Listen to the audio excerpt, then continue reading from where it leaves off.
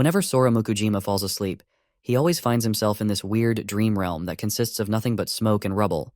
The world feels devoid of any life forms, or so it seems at first glance. He spots a mysterious macho man who looks like the Walmart version of Zeus, standing smack dab in the middle of this strange world.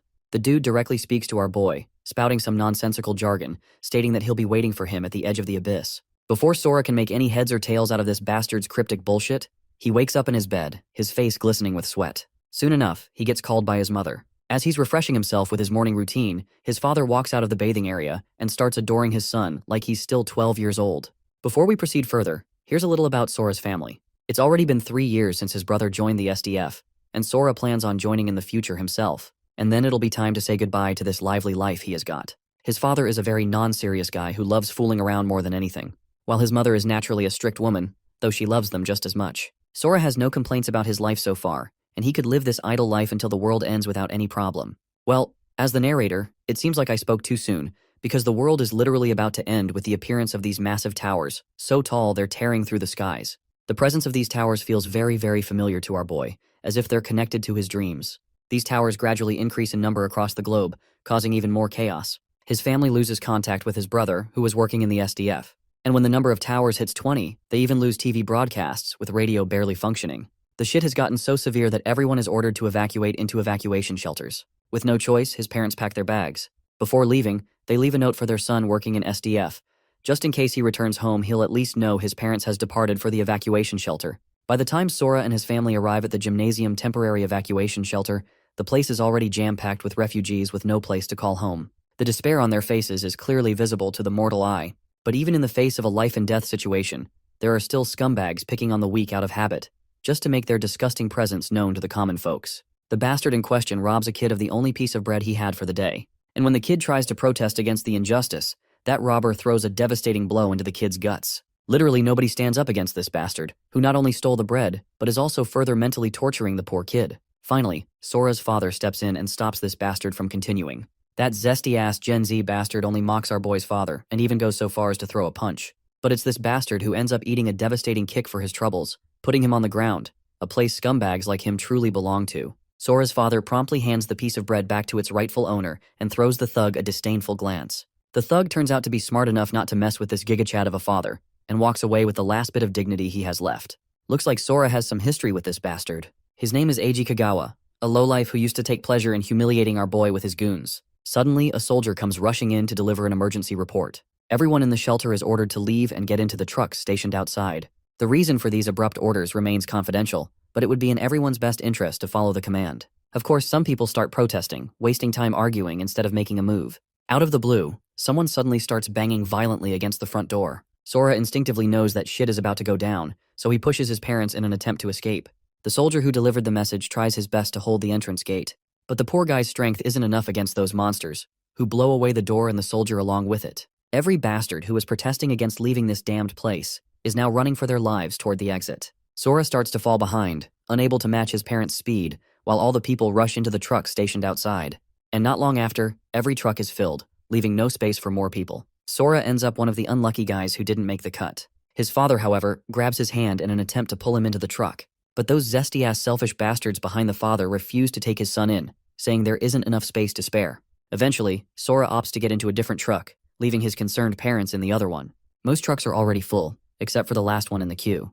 But before he can get to it, the damn thing starts speeding off. Even then, Sora manages to cling to the speeding truck. To make things easier, someone extends a hand to help him up, and that helping hand turns out to be from that bastard Eiji Kagawa, who's looking at our boy like a beast that has cornered its helpless prey. Instead of pulling Sora in, that bastard pushes him off the truck. Poor guy falls to the ground and ends up getting stomped and stepped on by the other survivors scrambling to catch a ride. He lies there curled up, begging for someone to help him out of this ordeal. His prayers are soon heard when that discounted Zeus from his dreams appears right in front of him. That bearded bastard once again spouts that same nonsense that he's waiting for our boy at the edge of the abyss. And just like that, Sora's surroundings change, transporting him into a completely different realm. Suddenly, a goblin throws a devastating strike with its stone axe, which Sora barely dodges by a hair's breadth.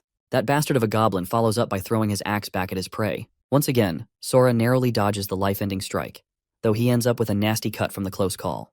This damn disgusting creature is like a man on a mission, continuously attempting to nail Sora with that axe of his. Bro's life had already been complicated enough, and now he's got to deal with this shit. Here's a little throwback. First, it was that gigantic tower that popped up out of nowhere, and then that scum who tossed him from the truck. And then there's that mysterious bearded bastard who hasn't done anything other than add extra suspense with his bullshit lines. And now this goblin is dead set on splitting Sora's head in two. But my guy had enough. He grabs that rock he had been eyeing for a while and smashes the hell out of this disgusting green guy. Sora suddenly notices a letter mark engraved on the goblin's chest, likely representing the creature's rank. Then, some crystal-like thing begins popping out of the monster's chest, directly targeting Sora's chest and getting inside his body. Surprisingly enough, that thing didn't mean to harm him. On the contrary, the scratch he got over his face from the goblin's axe starts to heal. Not only that, but he can also feel this newfound strength coursing through his body. He doesn't have to think too hard to figure out that he basically leveled up after beating a stage, just like the mechanics in video games. He grabs the goblin's axe and decides to scout the area first to avoid any ambushes from these sneaky little bastards. A while passes, but Sora finds nothing even after doing a full round. There's literally nothing. The place he's been transported to is just a floating island with a broken and demolished building structure. There are also these stairs going down. Since he doesn't have any other path to traverse, he eventually starts descending these deadly stairs. One wrong step and he's going to fall fast. Usually terrain like this is prime monster territory, and you'd respawn if you fell off of it. Though, bro's not going to fact-check this theory by literally jumping off. He might find his game over for real. Eventually, he braves through this macabre staircase and finds an entrance leading deeper into this floating island. Sora takes every step with caution. Once he reaches the central area, he sees a tombstone, and the entire area is lit up by a fire torch. Surprisingly enough, he can literally understand the scripture written on the tombstone, even though this language is totally alien to him. According to the information written, Sora is instructed to collect fragments, and only then can he earn the right to leave the abyss. This puts a smile on his face for some reason. The fact that the monster he just defeated was weak as hell means breezing through this abyss won't be that hard. So, it's only a matter of time before he bails out of this place for good. He finally opens the doors that lead to the second stage of this twisted game. The first layer of the abyss was an area of 900 square meters, so the number carved into that monster's body was 1. After defeating the second layer, he learns that this place is located on 1,800 square meters, and one of the monsters has a 2 carved into it. Similarly, the third layer is double the size of the previous layer, and only one monster out of 4 has the number 4 marked on their body. The important thing to note here is that fragments can only be acquired from the monsters bearing numbers. Unless you acquire the fragment, there's no way to advance to the next layer. Furthermore, it goes without saying that the further you go in layers, the stronger the monsters become. Since the land size of each layer is multiplying with each level up, finding the key is getting harder and harder. Not to mention, the number of monsters is also multiplying, and this hard mode survival is only making him even stronger. Bro's been grinding the layers for so long that he literally grew to look like an unemployed Coomer. Even the variety of monsters started to increase as he continued to ascend the layers. And on the 12th floor, he encountered the monsters that had attacked the shelter that day. With all the strength he managed to gather through his journey to this 12th floor, these whiny bitches were no match for his absolute strength and were dealt with in seconds. After the 13th floor, the sheer number of monsters he faced started to feel like an absolute challenge. But Bro plowed through everything his way, as if these monsters were nothing but disposable sandbags. By the time he got to the 13th floor, the number of monsters had reached a whopping 500 million. So finding the keys was like finding a needle in a haystack. Some of the key-bearing monsters were protected by groups of monsters, while others hid in small caves. The most annoying thing in his endeavors was the amount of time it took him to kill every single one of them. But no matter what, Bro kept moving forward. Finally, he reached the 42nd layer of the abyss. The number of monsters was so massive that if we were to collect all the monsters from every manhwa into existence, you still couldn't match the amount of monsters present here. Basically, there are more than 2 trillion monsters, and each monster isn't just an average Joe. These critters are capable of soloing entire towns by themselves. But after fighting all the monsters on the previous floors, Bro had gotten totally obsessed with killing monsters. He didn't even resemble his former self. He fought those 2 trillion plus monsters for years, so many years that he even lost count. But he had no choice but to eradicate all 2 trillion monsters, because it's only then that he can find the fragment he's looking for. Finally, he encountered a monster that was way more horrifying and fiercer than those regular ones. Seeing that big cheese made our boy grin from ear to ear, looking like he was about to finally get the fragment he had been grinding his ass off for. That monster might have seemed tough, but Sora shredded it into pieces like it was nothing. Bro's gotten so powerful that the feeling of power lost its meaning. Though the sad part is that the monster didn't contain the fragment, meaning he still had a long way to go before he found it. Before we go any further, let's catch up on what's been happening so far in the real world. In the 21st century, 20 towers suddenly appeared all over the world. Before humanity could figure out what was going on, monsters poured out and nearly wiped everyone out. Most people were slaughtered immediately, and it was dubbed Judgment Day. A handful of survivors awakened and gained access to a mysterious system. Those who awakened were granted overwhelming powers. This became the catalyst for humanity's restoration, with the awakened forming groups called Hunter Guilds. Now, let's cut back to our boy, who's chasing down the last monster left in this current layer after slaughtering countless others. Suddenly, mana chains start engulfing the monster, and it begins ascending into the sky, like it's trying to escape this place. An unknown voice warns our boy not to let this monster get away, because this monster is being summoned by someone who just used an advanced transfer scroll in order to summon a monster, and this monster has been selected. This advice makes our boy realize that this is his only ticket to escape this damned place. So before the monster can escape, he jumps right into that enchantment to chase it down. A bunch of status windows suddenly surround him, each flashing warnings about the abyssal summoning not being able to transfer more than 2 living beings. But our guy is dead set on getting out of this place, and nothing is going to stop him now. Meanwhile, just outside S City on Earth, we see a damsel in distress running for her life, with someone chasing her from behind. Her name is Yu Sonozaki, a level 19 awakened. She looks like a mage class awakened, judging by her appearance. As she runs through the rough terrain full of wild, her foot gets stuck in some roots, causing her to trip. Looks like she's officially screwed, with those thugs chasing her finally catching up. They demand that she hand over the advanced transfer scroll, especially since a level 19 rookie has no business possessing a level 60 scroll, which her fragile body can't even handle. Either she hands it over, or the big guy won't hesitate to slay her on the spot. This big guy is Choji Shido, a level 35 swordsman, and the woman beside him is Aika, a level 34 druid. This lady Aika tells his friends not to kill their prey. Yu Sonozaki also reminds them that 2 hunters engaging in combat is strictly forbidden. But these bastards don't seem to care about the rules. Shosei Toshida, a level 38 barbarian, is ready to make his own rules if she doesn't hand over the scroll. If she complies, they might let her live out of mercy. This is when the lady decides to turn the tables by threatening them with the scroll. If they don't step back, she won't hesitate to use it. Aika, who is against the idea of killing her, changes her mind and instructs Choji to subdue her at all costs. The barbarian goes full berserk mode, swinging his blade like the madman he is. But the woman disappears just before that giant sword can split her in two, saving her from getting wrecked. Yu finally uses that force summoning scroll, much to these bastards' horror. You see, forced summoning can bring forth an advanced monster that can't be controlled. Basically, this lady just triggered a suicide bomb with her own hands. While she's going to die, she's taking these assholes with her. The bastards quickly dash toward her, hoping to intervene at the last moment. But it's already too late. A lightning strike descends from the sky and summons the monster. Well, this monster looks familiar. It's the same one our boy has been chasing. Since it's only a level 3 mutated wolf, the guys start laughing their asses off because this monster isn't the destruction type they were expecting. But it looks like these shitheads are about to get the biggest reality check of their lives. The monster they were mocking is instantly obliterated by our boy, causing everyone to lose their shit in terror. They mistake this Giga Chad for a bloodthirsty humanoid monster. Even the scroll lady has no clue what the fuck she just summoned. Meanwhile, our guy is absolutely overjoyed to be free. The excitement takes over, and he's the only one laughing like a maniac while everyone else is shitting their pants. The intensity of his laughter is so massive that the goons can't even flinch. His presence feels like a tsunami about to devour them. He then literally blurs toward Aika, and with that manic face, he asks her to confirm if they're on Earth. The hesitant woman says yes, which sends a rush of dopamine straight to his brain. The two muscleheads in the party still don't get it and lunge at their own demises in order to prove how powerful this party actually is. But their weapons simply break into pieces as soon as they hit his strong skin. At this point, those muscleheads realize they've seriously fucked up. For them, he's just a literal monster. Meanwhile, our boy, who's been fighting monsters all his life, starts hallucinating. His brain registers this musclehead as an orc monster, and instinctively, he asks the monster to show if it's a numbered monster containing the fragment he's looking for. Of course, the poor bastard has no idea what the hell this maniac is talking about. Suddenly, Sora snaps out of his hallucinations and drops the guy. The bastard is so terrified in our boy's presence that he literally pisses his pants. It's pretty humiliating for the boss of the pack to be pissing himself in front of his party. Sora gives the muscleheads the chance to scram if they value their lives. Predictably, all the whiny bitches run off in opposite directions to save their pathetic lives. The only person left behind is the summoner of this beast. She takes note of the horrifying scars and becomes curious about who this person really is. For a moment, she wonders if he's a demon summoned through the transfer scroll. Sora then turns his attention to her, asking how many years have passed since the towers appeared. She surprisingly responds that it's only been 5 years. He then asks her a bunch of questions, and she starts rattling off all the details of everything that's happened here so far. You see, the system awakened in humans, and the outside world changed a lot in those 5 years. She was trapped in the abyss. The S-City just suffered its 7th major invasion by the demons, and she barely managed to escape.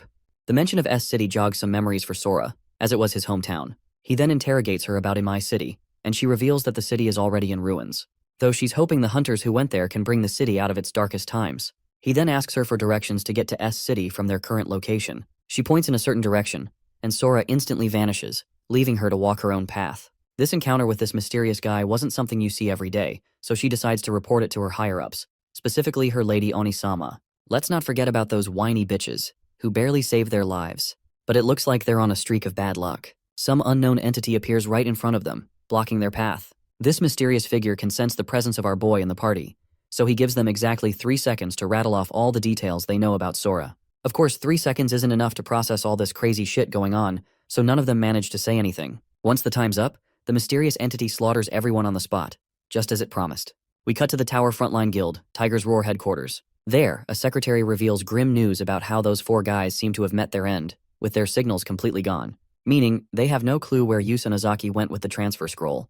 The boss, of course, doesn't like hearing news that doesn't align with his ambitions. He's annoyed that all those highly buffed gorillas couldn't subdue a rookie woman. The secretary grimly reveals that the party's signals vanished all at once, which can only mean they were annihilated by a single blow. This angry guy is Richt Mukai, a level 118 Storm Priest. He orders her to investigate the person behind the party's demise. And no matter what, he wants her to capture Yu Sonozaki and make her reveal every detail about the mysterious guy who killed his muscleheads. This dude seriously doesn't tolerate anyone laying hands on his men, even if his men are little idiots. It's then that he catches a glimpse of our boy through the building window, who just jumped past him. That overwhelming presence and sense of hostility is absolutely insane. He wants to know who this guy actually is. What's even more surprising is that this unknown person is heading straight into the already fallen zone. He also takes note of the tower in Sea City, which had been dormant for 5 years, finally making its move. He knows for sure that shit is about to get real, and his gut feeling has never betrayed him. We then cut to the S City Fallen Zone, where Sora can be seen eyeing the desolate, monster-infested city that he once called home. In the last 5 years, while he was stuck in the abyss, this place turned into literal hell. Those excruciating 5 years transformed him from a weak runt into the strongest guy one can become. His senses are numbed, and his sense of time is totally lost, which caused him to become a beast himself. But the only thing that kept a bit of sanity was his family. The monsters he once feared are now just small fries to him. He's dying to meet his parents, and the only brother he has left.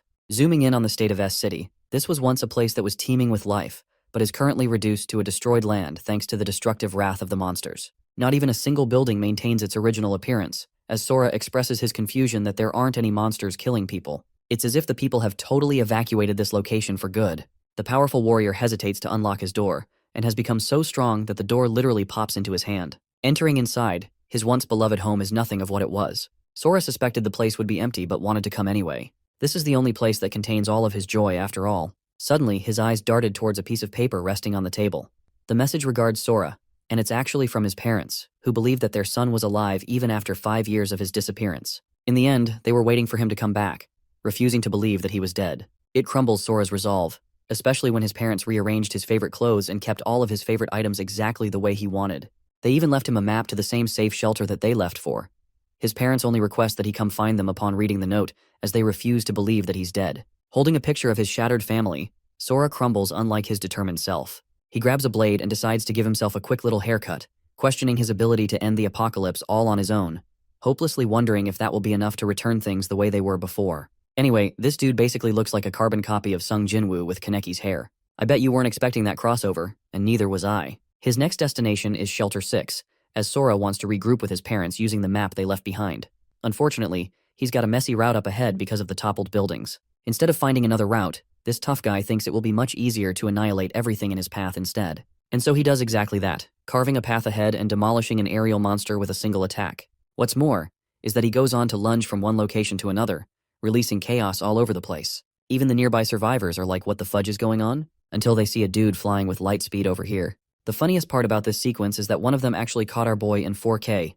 They can't believe that it's an actual person bolting that fast from building to building. While he's doing that, underneath, a girl is being harassed by a bunch of scumbags. These guys haven't ever seen a woman in their lowly existence, so the very sight of one makes them go batshit crazy. By the way, this dude seems like the same guy who threw our boy off the truck 5 years ago. The dude literally creeps up on her with a disgusting remark and starts ogling her figure. But Sora steps in with a murderous glare, calling them a bunch of trash. This man literally took a detour from meeting his parents just to kick their asses. That's how you know they're about to get cooked. Anyway, they try to use the jumping curse technique from Jujutsu Kaisen, but this man is Sukuna with the way he is bitch-slapping everybody, and I mean that literally. Sora dodges another dude's attack and knees him in the face, and what's surprising me the most is how this guy's head didn't just pop off. Bro is probably using 1% of his power here. Anyway, the leader of the scumbags tries to abuse the "whoa, I'm from a powerful guild" card, which won't work against a main character that rivals the edginess of Shadow the Hedgehog.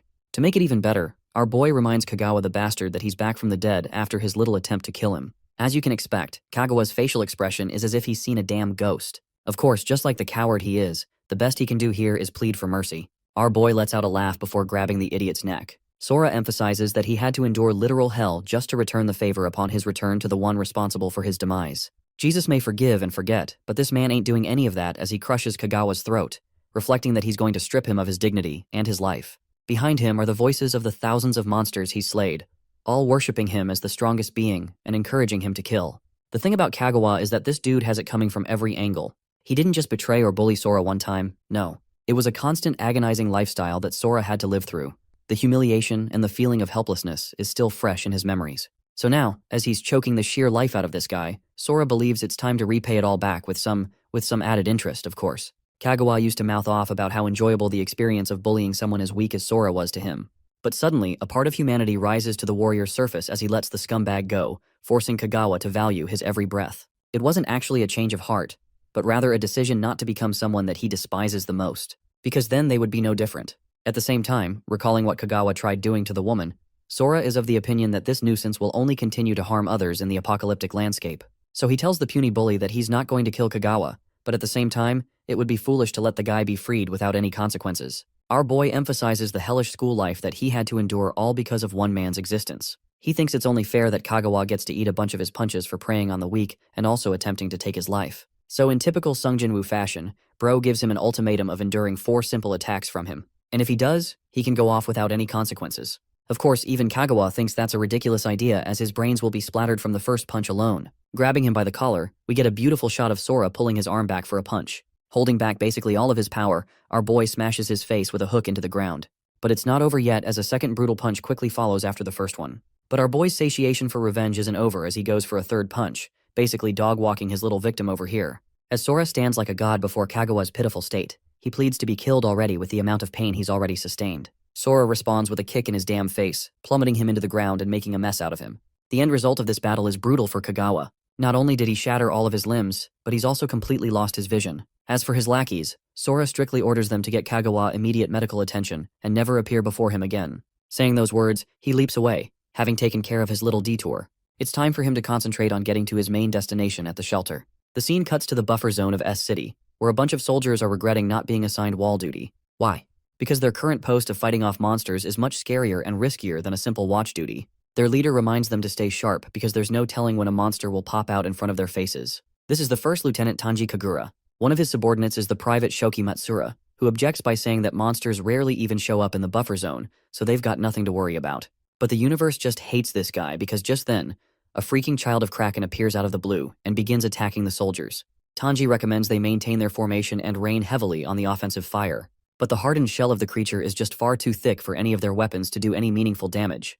The creature is also a whopping level 45, so it's not like they have a lot of options here. Retaliating with its own strike, the monster prepares to kill them all. Afraid, the lieutenant recommends his soldiers to spread out to avoid the attack.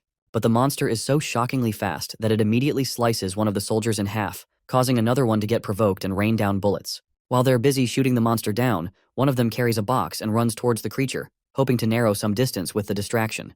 Coming close in contact with the monster's oddly shaped eye, the soldiers are astonished when the child of Kraken simply stops attacking them. The creature appears dazed, a reaction mirrored by the soldiers as well. The lieutenant suspects that it is afraid of an incoming threat far more terrifying, and so the child of Kraken reacts in unusual ways, shielding itself and drawing away, much to the surprise of the soldiers. But using this as an opportunity to exploit the outcome, they release the box full of explosives close to the creature's face, resulting in a gigantic blast with the monster's body going up in flames. At this point, the soldiers are praying that it is dead, but when the dust settles, the monster appears to be unscathed from any notable injuries. With their one and only chance ending up in pathetic failure, the soldiers basically accept their demise. Suddenly, Sora makes his crash landing out of nowhere, squashing the monster's face, much like Bulma crushed Yamcha's feelings in Dragon Ball Z. The lieutenant puts 2 and 2 together and realizes that it's this terrifying human that scared the creature in the first place. They can't believe their eyes.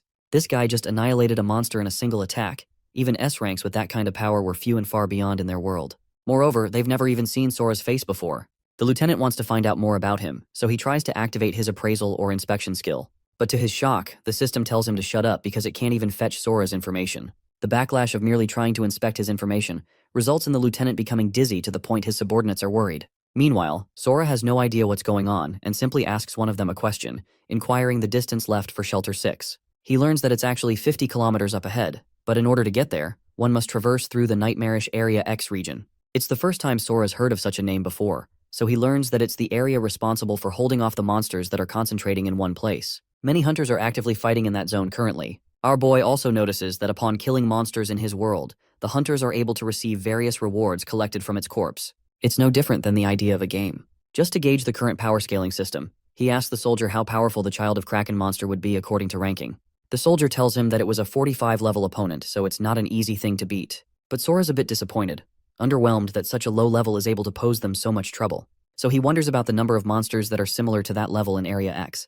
The soldier responds despairingly by revealing that the number is over 100, because if they were in the number of thousands, humanity would be finished by now. Sora's heard all he wanted to know, so it's his cue to leave now. Mustering his courage for one last request, the soldier wants him to go to Area X immediately. They need all the help they can get, and a hunter as powerful as him could help prevent many atrocities. Of course, it's not like our boy could avoid Area X anyway, because the shortest path to Shelter 6 already covers it. So he agrees to the request and expresses that he'll also annihilate any monsters that have the unfortunate encounter of getting in his way. Shifting the perspective to the frontline rear military camp, we get to see that the lieutenant is finally awake after the battle. And no, this isn't another "whoa, he was unconscious for 3 days" cliché like always. This dude was only out for 10 minutes, and luckily they managed to snatch the recovery potions from the monster too. As for the guy who saved their group, the lieutenant learns that Sora went to the north, causing him to accept the situation at first, until he realizes the craziness of what he just heard. His subordinate explains that the mysterious man intended to visit Shelter 6, which means he's going to have to get past Area X to get to his desired location. But the shocking part is how Sora didn't even seem to care. He merely advanced without fear or hesitation. Because bro is built differently, that's why. Anyway, the lieutenant finds this situation to be of utmost urgency and orders him to contact the command center. In his mind, the lieutenant internalizes how it's only been 10 minutes, so maybe it wouldn't be that bad. The message to the command center is quickly forwarded, but his subordinate just doesn't get why they're hastily informing them. To that, the lieutenant explains that this operation carries a different nature from the previous. It concerns classified information, so it's natural for them not to know. The thing about Area X is that it's actually not the region where they're supposed to hold back monsters at all. Rather, it's a pure bombing zone. The scene transitions to the central command center, where one of the operators reports that they've received an emergency call. The central commander, Renji Kumagaya, accepts the call, and so the operator puts them on the line. The call is from Lieutenant Kajura, who has an urgent report to make, informing them of a mysterious hunter who is headed for the bombing zone unknowingly. The report isn't met kindly, as the central commander merely puts the blame on the lieutenant's shoulders for his mistake. But Kagura clarifies that he's made an emergency broadcast to inform the mysterious hunter. He has reason to believe that this hunter is extremely powerful, so they want to ensure his survival. The commander learns that the mysterious hunter is strong, but that's a baseless claim, so he asks for the guy's level. Unfortunately, not even the lieutenant can answer that because he failed to inspect his profile. This leads the commander to believe that the lieutenant is making rubbish claims for allowing a hunter with an unknown level to head right into the bombing zone. He simply can't allow an emergency broadcast to be done for such a case, as even the secretary believes that he'll die before the message gets out. Commander Potato over here laughs in the lieutenant's face for being hilarious in his demands. At the same time, he turns his attention to his colleague and expresses that his subordinates are acting rather problematically, to the point where Fatso over here wants to report to the higher-ups about the operation's current state being halted by his colleague. The woman in charge is actually the Western Command Mi Tonosaki, and she's shocked that Commander Potato is ready to bring down his own group just to sink her ship as well. He's nothing more than a clown. While she's brainstorming how Kagura would never try to vouch for a stranger's support unless he really trusted his gut. This makes her wonder just how powerful the mysterious hunter truly is. The lieutenant is at his wit's end and waiting for a response while the Western commander ultimately comes to her decision, and with the power of her two big personalities, trusts that Kagura doesn't hope to disrupt their plans. She's ready to carry out the request, but if it turns out to be an obstacle, she's going to ensure hell for him. Tonosaki actually said all of that to gain support from Major General Potato, who is pissed but ultimately demands a reason to follow through. Kajura immediately brings up the fact that this mysterious hunter was able to one-shot a 45-level monster. This revelation comes as a serious shock to Tonosaki, who suspects that the mysterious hunter could be a secret S rank from the military. At the same time, Commander Potato finds it unbelievable as all the S ranks are currently busy, so they pry for information about the guy's level and why Kagura wasn't able to use his inspection skill to know about it. The lieutenant explains that he tried doing that, but to everyone's shock, he simply couldn't access the data, and right after using the skill, it was he who suffered the drawback of losing his consciousness shortly afterwards. But this only points to one thing to Kumagaya, and that is that the mysterious hunter's level is beyond the likes of 100. This puts them on edge, and though he's intrigued by the man's strength, Kumagaya believes it's not a compelling reason for them to release a broadcast. Stepping in to agree with his claims, the Eastern commander Nobuo Yuasa expresses the same, believing it would be risky to do that. After all, thousands of troops were already mobilized in a collective operation across the multiple zones. Their original goal for the bombing zone was to get the troops to finish off any lingering monsters that had sustained damage in the zone. However, should they release an emergency broadcast now, the creatures will sensitively react to the sound and start charging in a singular location. That would inevitably mean the end of the area in one fell swoop, and over 10,000 soldiers would lose their lives in an instant. The risks for saving one life are just too high in exchange for thousands of their soldiers, even if this guy is supposed to be some powerful S rank. His words leave the lieutenant in a despairing end, hoping for Tonosaki to step in. But after a while of contemplation, she opens her mouth and fully rejects the lieutenant's request, believing that it is reckless to operate in this manner. The decision is made final and the call is immediately ended, adding to the hopelessness of the lieutenant as he grips the device with anger. He tried doing as much as possible, but unfortunately, things didn't go his way. But suddenly, his subordinate spots the keys on his buckle and quickly snatches them away. Before Kagura is even able to express his shock, the man is seen leaving to board his vehicle. 6 minutes are left until the bombing takes place, so he thinks that's enough time to do something about the situation. Even after Kagura's orders, Shoki Matsura continues to rebel and steals the military vehicle to operate autonomously. This could seriously end up with major consequences for the guy later, but Kagura doesn't want to waste the effort to chase after him either, believing that as a soldier, his subordinate made his own decision. Meanwhile, Matsura is stepping on the pedal to reach the mysterious hunter as fast as possible. The only thing that Matsura didn't know at the time was that the same man he was trying to save was one day going to become the hope for all of humanity. Matsura's efforts are in vain because he just can't seem to track down Sora. The mere fact that he's been unable to track the hunter down is more evidence that this guy is even faster than his vehicle. Area X is right up ahead, so he wonders if taking the risk of blasting his speakers would be a good idea to attract attention. Unfortunately, that comes with the added risk of luring the monsters. But Matsura is determined and goes balls deep in this operation. He calls himself a disgrace to the military, but honestly, with the way this man has been moving lately, that's a true soldier right here. Gripping the microphone with hesitation, he finally unleashes a full-scale warning to inform the hunter about the bombing zone and requests immediate evacuation. Currently, Sora is busy annihilating monsters, and he actually gets to hear the warning, realizing that must be the reason he didn't spot any hunters. The monsters are trash comparably, but surviving a damn nuke isn't going to be an easy thing. So he chooses to be safe, and also realizes that he simply can't let the soldier die. After all, Matsura risked his own life just to get him a message. Unfortunately, the monsters are already targeting the poor guy in the car because of the sound, so he goes full pedal to reverse his way out. But he's terrified knowing that the hunter is still out there and hasn't exited the bombing zone, until Sora surprises him by popping out of the blue and asks for clarification regarding the message. Unfortunately, time's up already as the bombs begin to drop like rain from the sky, demolishing the bombing zone with endless destruction.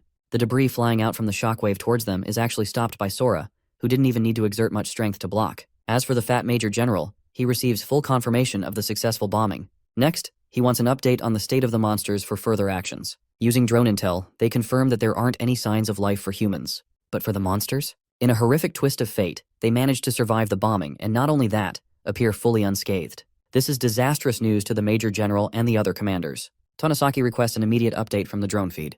The operator uncovers the footage and they're stunned to discover that the creatures actually managed to create a defensive shield to protect themselves against the blasts. What's more is the appearance of a silver-haired man, appearing like a carbon copy of Sora. The footage is cut short as the monsters ended up destroying the drone. Godzilla's cousin over here disrupted their communication completely, causing Tonosaki to question what the hell happened. She reaches a sudden enlightenment. The monsters were aware of being monitored via the drones, which means they know what's coming next too. Yuasa, the Eastern commander, calls for an immediate evacuation of the soldiers from the garrison area. It's imperative for them to retreat all at once to maintain the walls. But to their horror, the operator continues her report, stating that the monster's target isn't actually the walls, but something else. Tonosaki demands to know what, until the operator reveals that their target is Area B-22, the same location where the mysterious hunter faded away. Sensing urgency, Tonosaki issues an immediate order for their drones to be sent to the same location to know what became of the monsters. The scene cuts to the perspective of Matsura, who can't believe that the bombing ended with him still being in one piece. Yes, as a mandatory ritual of this channel,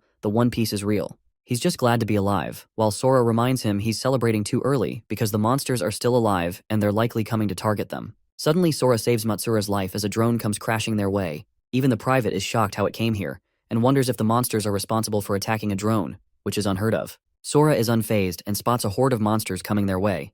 Matsura, on the other hand, is losing his shit because they're up against creatures all over level 50. They're practically the strongest monster group with their colossal leader spanning a monstrous strength of level 90. And the fact that they didn't even endure a single scratch means the end for humanity. Matsura is busy accepting his doom while Sora has other ideas. He believes that if the bombing didn't kill these bastards, then he's going to make it his personal responsibility to put them in the grave. Leaping away, he tells the soldier to go on hiding. Sora pierces past the monsters like they're cardboard to him and targets the colossal leader. The monster tries to pummel him with one of its attacks, only to be casually caught by our boy who doesn't even flinch. Next, he proceeds to lunge forth, targeting the monster's face and going for a roaring charged punch. The attack connects and literally takes off the giant's head with a single strike.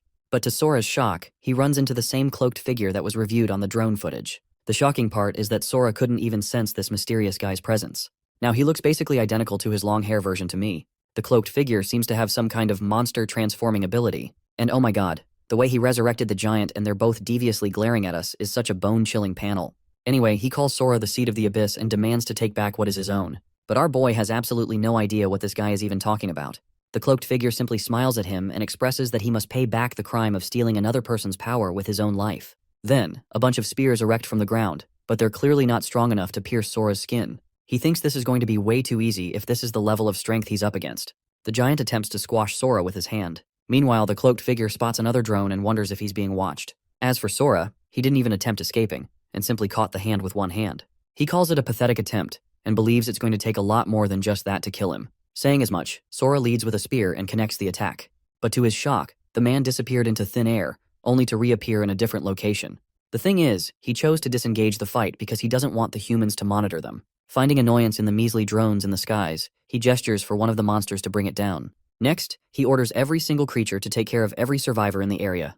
The drone was actually being operated by a guy who is hiding in secret, but thankfully he completed his one and only mission of reporting back the reason the monsters changed their course.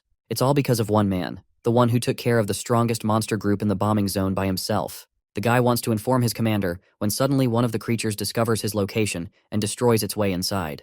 The vile figure lets out an evil laugh, relishing in the joy of the deaths of the annoying humans. Seeing the situation, Sora is reminded of the request that Matsura made to him upon their initial encounter, not to mention his deed of risking his life for a message. The soldier is currently struggling to get his vehicle operating again. Sora chooses to disengage with the battle, believing that the right way to end a monster horde is to target the leader first, and in order to save the lives of people, one must kill as many monsters as possible. The colossal creature attempts to attack him, but our boy blocks the attack, reflecting how the monster's strength has incredibly increased after merging its power with the cloaked figure. Also, the same dude pops out from his shadows out of the ground, but only this time, Sora is freaking astonished that he's looking into a mirror version of himself. The mysterious figure unleashes a powerful sword of darkness, and just from the looks of it, even Sora can tell that this is troublesome. His opponent makes his advance, attempting to kill the seed of the abyss, but luckily our boy dodges the swing and returns it by not only crushing his opponent's hand, but also grabbing his very own dark sword. With this, Sora unleashes a clean swing to cut him down. Unfortunately, his opponent disappeared elsewhere before the attack could properly connect. Sensing the power of the dark blade, Sora has a bad feeling because it matches the energy of the abyss. Provoked by the act of Sora stealing his blade, the cloaked figure calls him a thief who doesn't have anything to do except steal others' power. But our boy quickly realizes that this fight won't be easy to finish in one blow, and his current priority is to get the soldier someplace safe. So he asks if Matsura is okay with heights and literally freaking carries his car. The cloaked figure attempts to unleash a goddamn death ball on him like Frieza or some shit, expressing that the purpose of the strong is to become the strongest instead of protecting the weak. The attack is then released targeting Sora, who realizes that it's way too fast for him to try and outrun it. So he lets the car down and decides to confront it head-on, pouring in his energy into a single punch. And though the attack connects, the sphere simply disintegrates and reveals its true core at the center. Unfortunately, while he was busy dealing with the attack, Matsura's car was attacked by a bunch of shadow tendrils. Sora urgently tells him to get the hell out of the car, while Matsura is afraid for his life. To his horror, the spikes fully pierce the car from every direction, implying that the soldier couldn't make it out alive. The cloaked figure reminds Sora not to act hastily. After all, he made sure not to kill the soldier. Instead, he makes a goddamn puppet out of the guy, disrespecting Matsura's corpse with his necromancy skill. The figure wants to make sure that Sora gets to feel the horror of losing everyone important to him, a fate befitting the seed of the abyss. In response, the scene reminds him of Kagawa bullying the weak back in high school. It's no different than an oppressing force merely making entertainment out of the weak. Sora's opponent unleashes a violent obsidian storm, consisting of extremely fast projectiles that manage to graze Sora's skin. But this man is done playing around, remembering just how disgusting people like him truly are. With a single punch, Bro destroys the spikes holding the vehicle up and even catches Matsura. But unfortunately, the soldier is nothing more than a zombie at this point, shooting him a demonic glare and punching him with dozens of strikes. Sora simply traps him inside the vehicle and feels immense guilt that an innocent bystander ended up getting dragged in this mess. Finally, his attention turns to the culprit responsible as he lunges forth with a powerful punch. But just like last time, his attacks aren't connecting against his opponent's odd composition skill. Dragging another dark sword out of darkness, he berates Sora for being unable to harness the true power of the abyss. But in the middle of his yap festival, Bro eats a punch in the goddamn face and gets sent flying. He still thinks the gap between their power levels is far too much. To protect his master, the colossal monster jumps in. But what's astonishing about the cloaked figure is how Sora was able to connect the attack, and not only that, he's about to beat his ass again with another strike. Just from seeing Sora's monstrous movements, his opponent realizes that the Seed of the Abyss has actually unlocked his true power. Sora vanishes and pops out from his blind spot to finish the guy off. But luckily, the mysterious opponent leaps away and escapes the attack. Sora tells him that though he's confident in his escaping skills, the same can't be said for the colossal giant, whose body is severed clean with a single strike. The immensely powerful strike may have sliced the creature's body, but it's no use when the shadow tendrils simply reform the body again. That's why Sora takes a different approach of hunting down the main core and strictly targets the most vulnerable parts of the monster. He's able to sever the monster's connection with the core, finally causing the definitive death of the giant as it is vanquished into ashes. With the giant down, Sora locks down on his main target and believes it's time to end this battle. The cloaked figure finds himself cornered and attempts to unleash his Shadow Unity skill, which essentially acts like a siphoning skill, sucking the life force out of all the monsters in the nearby area and pouring it inside of him. Okay, now that just sounds sus, doesn't it? Anyway, the violent energy from the monsters is so intense that Sora's clothes are having a field trip kept intact. The entire sequence results in an anticlimactic ending as the technique was simply used as a means to escape rather than to become strengthened. Sora is just glad that his parents' picture is alright, and this ripped guy goes on to check on Matsura's condition. Unfortunately, the soldier wasn't as lucky as him, so to honor him properly, Sora takes Matsura's dog tag and gives him a proper burial, believing that he will carry on the hopes of the soldier. As for the creepy figure he ran into, there's lots of things bothering Sora, and he has to be ready at any moment going against an opponent who uses the power of the shadows. What's more is that he left with a thrilling note that he will make sure to kill everyone Sora holds dear in his life. This means that no matter what happens, our boy has to make it to the shelter as fast as possible. So using his super speed, he bursts away to get to his destination. Some time passes, and eventually the Western commander and her men end up arriving to investigate the location properly. They're searching around for any clues or survivors, but to their shock, the entire fleet of monsters is already long gone. The Western commander confirms this fact upon seeing the corpses of the giant monsters, and urges them to make an immediate report. She also reflects that it's clear a battle took place between the mysteriously strong hunter that Kagura mentioned.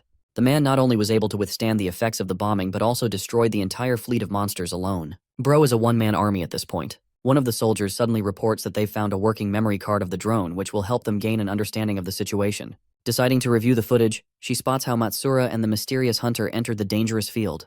As the soldiers are continuing their investigation, they're speechless upon discovering incredible drops that came as a consequence of defeating high-level monsters. It's not something you see every day. Even the soldier who discovered the loot is greedy and acts like he didn't find anything special. But his colleague ends up swooping right in and learns that they've managed to find quite the impressive loot. The fact that one of their own tried to steal the loot is an act of crime. Hearing that, the soldier tries to offer a solution by offering a division. In response, the blonde guy states that he only wants the mystical golden box and nothing else. But it's not something easy to give up since it could be a legendary item. To help the Mr. Nose Strip's understanding of the situation, the blonde guy reminds him that he doesn't have the position to object. And that's how he ended up getting his hands on a legendary golem relic. Having reached the 6th shelter at last, Sora sees the survivors functioning well, surprised that they're not under any attack. All of them are shocked when they see a goddamn 12-pack having a shredded guy walking up to them. But Sora's just lost in his thoughts, knowing that the cloaked figure can mask his presence. Not to mention that he's yet to sense the presence of anyone particularly strong, because if someone like that doesn't show up, this place will be suffering major losses in case of an invasion or an attack. Suddenly, a guy confronts him out of nowhere wearing a band-aid. Wasn't expecting the son of Gojo from Jujutsu Kaisen and Raiden from Mortal Kombat to come here, but here we are. The blind man assesses that Sora must have been from outside, expressing his relief upon Sora's confirmation. He assures our boy that there's nothing to worry about as he's only here to purchase information for a price. All he cares about is about Sora answering a bunch of his questions. At first glance, our boy is confused that money is still seeing its use. He agrees to comply but stops the man before he asks any questions. Sora wants to know why a monk is out here addressing him by royal standards, which means this guy is probably a fake or a cosplayer of some kind. Which turns out to be true as it's nothing more than a hobby to this guy. Sora then asks if the same is true for his eyes, causing the dude to visibly panic. He takes off his blindfold and expresses suffering from a recent eye disease. But that's not the point. The fact is that Sora could sense a terrifying light coming from his eyes, even with the blindfold on. Bro really is Gojo's son at this point. He thinks the blind dude has a reason for concealing his own power, but it's clear that a really powerful guy is hiding in the shelter. Anyway, he's happy to answer questions. So the cosplaying monk asks about a retelling of the events outside. The blind man knows that many soldiers are gathered at the walls, and though most of the public is unaware, there have been explosions outside, so he wants Sora's perspective. Deciding to take an easy route of appearing clueless, Bro switches personalities and explains that he just made a run for it and came here. The confession makes the blind guy astonished because he knows that Sora is also concealing his power like him, but he's happy to find him sharing this much and simply leaves. Sora is surprised that he could easily fool the guy just like that, and wonders if there are many powerful people like him in the world. The fact that no one's calling him into question yet is also concerning, which makes him wonder if the humans are weak at their current level. After visiting the clothes store, Bro ends up dripping the heck out with the cash he took from the monk. He goes back to his initial goal of finding his parents with the old-fashioned approach of asking people around, so he casually walks up to a woman, requesting if she's seen the couple. But the moment she lays her eyes on the photo, she is horrified and feigns ignorance before running off. Sora doesn't know what the hell happened and finds himself baffled by her reaction. It's almost like everyone in this area has their guard up, so he decides to ask a random dude next. But with the way Sora is glaring at him down, the dude is intimidated and reminds him that this isn't the old times, so they should settle their affair with their words. Sora simply pops the family photo in his face and asks about the family group. Again, the man is horrified to see the people in the photo and asks his relationship to them. Sora reveals that he's actually their son, which is clearly ridiculous because of the difference in appearance. To the point the guy starts loading his fists because he thinks he's being played with. Suddenly a truck comes out of nowhere and literally tries to run over our boy here. But Sora stands unfazed and stops it without even looking back. He doesn't care about the truck and goes back to asking the dude some questions. Seeing our boy casually stop something charging at him without batting an eye, the nose strip over here switches personalities and shares directions down the road. Sora decides to leave and thanks him for the help. The dude waves at him back before bolting in the other direction to inform everyone about his existence. As Sora is walking to the place, he wonders why a random guy has knowledge of his family's home. Then again, his father was the social type and had a good interaction with everyone. His mother was like that too, and because nice people get taken advantage of in their world, Sora vows to protect his family this time. At long last, he arrives at the edge of the street, standing before a gigantic house. It almost surprises him to find his parents living here. Sora decides to knock and immediately recognizes his father's voice. But when the guy opens the door, Bro is shocked seeing a guy looking like a Yakuza glaring at him for randomly barging up at their place. Sora tries to explain that he's actually their son, causing a chill to run down his father's spine in shock. The dad stands there stunned, like his side chick just showed up at the front door. Despite the shock, they both step inside, glancing at each other in complete silence, neither uttering a word. Thankfully, Mom comes to the rescue with a tray of tea, breaking the tension just enough to let things start flowing. Wasting no time, the father gets straight to the point. He notes how different his son seems, almost like a completely new person, though he admits that it might actually be an improvement after all. Maybe the kid's hiding something. Father is scared that the boy might be an imposter himself, so he even kept a guard in his room just in case. What they don't realize is that the boy already knows. He clocked the hidden guard the moment he walked in, but rather than panic, he actually feels a bit relieved. At least now he knows someone's keeping watch. As the father pushes harder, trying to extract secrets, Sora decides to teach him a lesson. He starts revealing all the things he knows will make the old man squirm, like the times he snuck out to attend soy boy ballet and cooking classes. That alone stuns the security guard. The father turns beet red with embarrassment, still unable to believe this is really his son. To drive the point home, Sora casually mentions that the so-called sacred family sword they've kept for generations is just a replica. That comment alone makes the father's nerves twitch even worse. Then come more juicy details, one after another, peeling back the layers of the man who always claimed to be a towering figure. The security officer starts realizing the truth that this guy talked big, but most of it was just smoke and mirrors. That's all his father can take. The tough act crumbles, and he instantly rushes towards Sora, eyes welling up with tears. After turning every stone, chasing every lead, and exhausting every contact to find his missing son, the old man finally breaks down now that Sora's home. When Sora casually mentions the henchman, the guard realizes that the father he once knew, who handled bloody fights and shady business, is actually a total pookie at heart. The henchman, shaken by the truth, decides to make a run for it, but the boy catches him before he even reaches the door. Now the poor guy is seated at the table, getting a not-so-subtle warning to stay silent about everything he just heard. As the pressure builds, Mom steps in once again, saving the moment with perfect timing. Meanwhile, the father silently thanks the heavens that Sora didn't expose his farting habit. With all this chaos, Sora finally feels it. This is what home is. But peace doesn't last long. His father's men arrive in a panic, nervously reporting about a white-haired troublemaker who just came back to town. At first, the thieves fail to notice Sora sitting with their boss. But once they do, one of them nearly has a heart attack. Nervous and stammering, he starts warning him that they're in a group and he shouldn't try anything. But before he can finish yapping, Sora, in a flash, grabs his knees, nearly making him pee himself on the spot.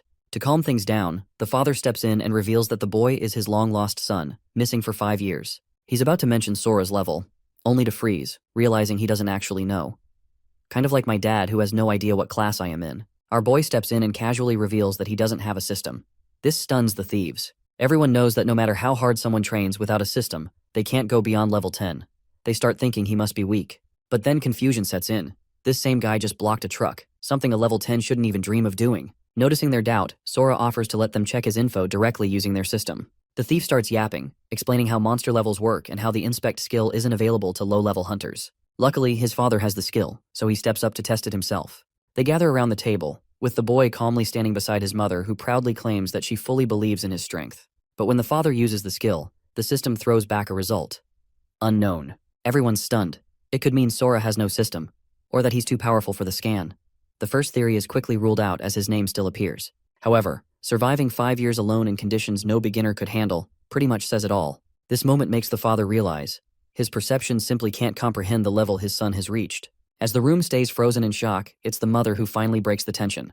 Just happy her son is home. She knows he must have suffered a lot, living like an alien for 5 years. The moment she places her hand on Sora's face, the memories come rushing back. The torment, the pain, everything. And just like that, tears begin to fall. The whole atmosphere turns heavy, emotional.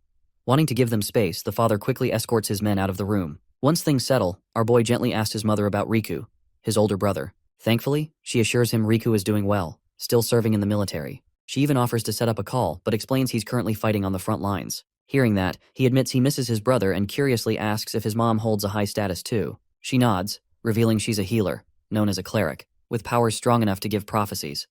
Sora, intrigued, asks if she can check him, but she turns him down. Still, she shares that her cleric powers once gave her a prophecy, that he would return one day. Not long after, a buff vice chief shows up, flanked by men in black, ready for business. Sora's father greets the man with open arms, referring to him as Jiro, the vice president of his United Guild. But he quickly notices Jiro's long face and asks what he found. According to the vice chief, the Tiger's Roar Guild has ties to the army. He explains that a collector from the military, a real piece of work, started nitpicking during inspections of the monster carcasses the guilds handed over.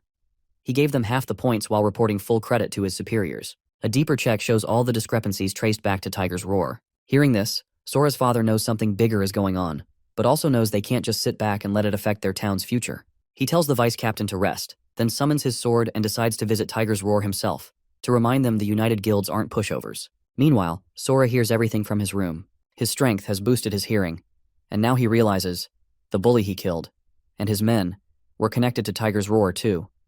But his father's decision to confront them personally makes him uneasy. As they prepare to leave, Sora requests to join. His father introduces him to the vice captain, who immediately asks Sora's level.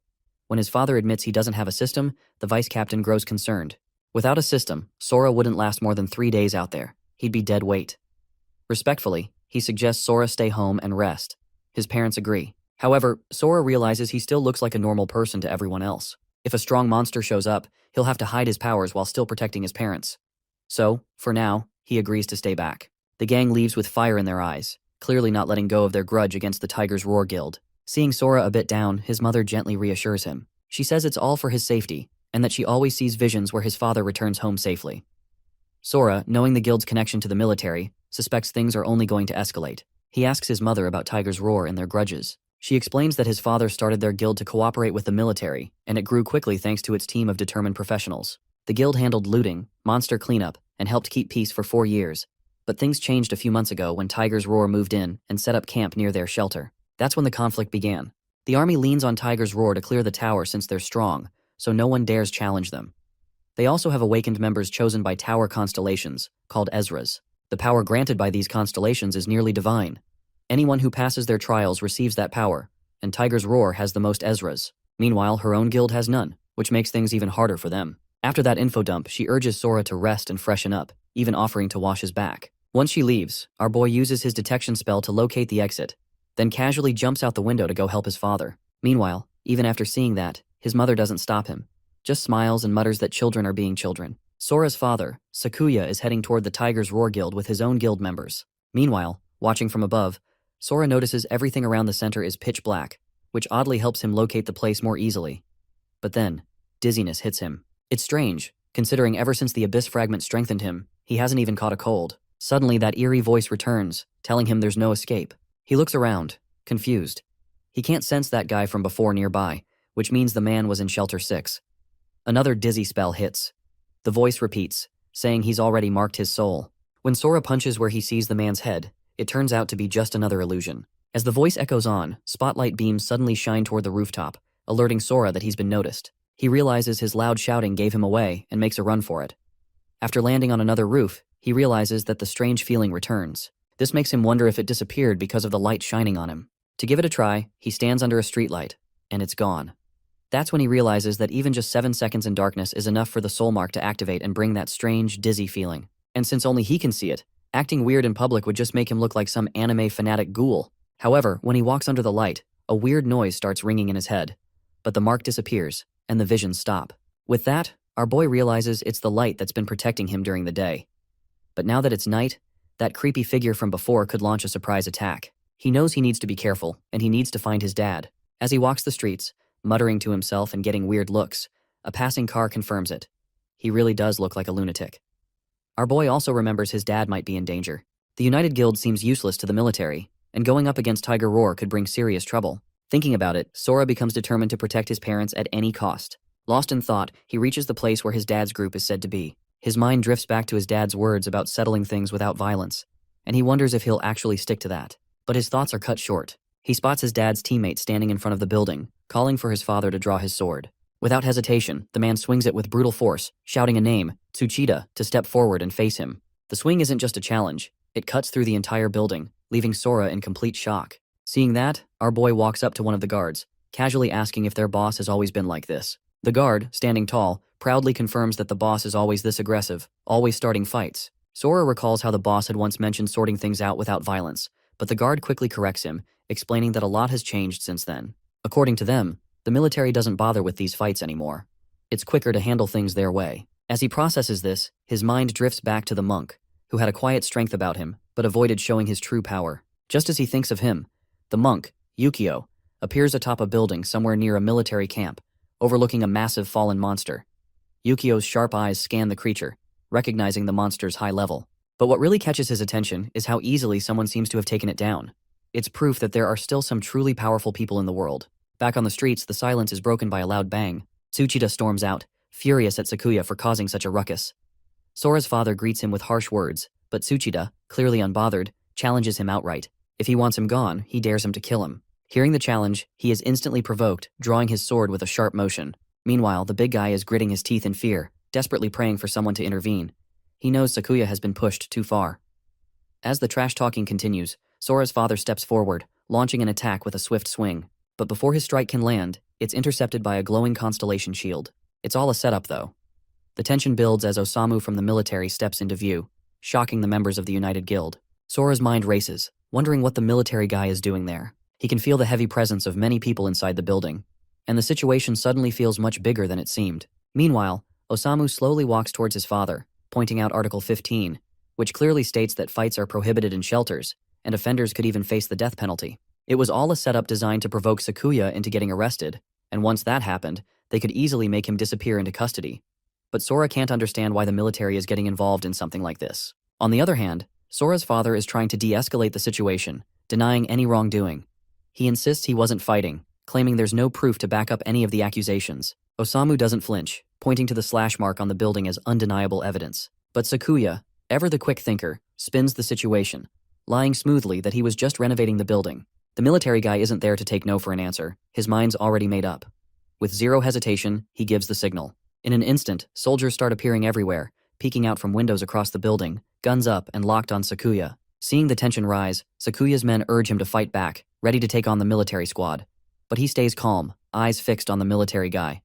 The guy's no pushover. He's an assassin, level 63. Taking him head-on could get messy. But then Sakuya spots Tsuchida and quickly figures he could use him as a hostage to break out. He quietly draws his sword, but the big guy sees it coming and immediately raises his shield, confident that it can block an attack even from a level 65 warrior like Sakuya. As things get tenser, Osamu ups the pressure, warning Sakuya to surrender or risk losing his comrades too. The boss pauses. For a moment, it looks like he's about to go all out.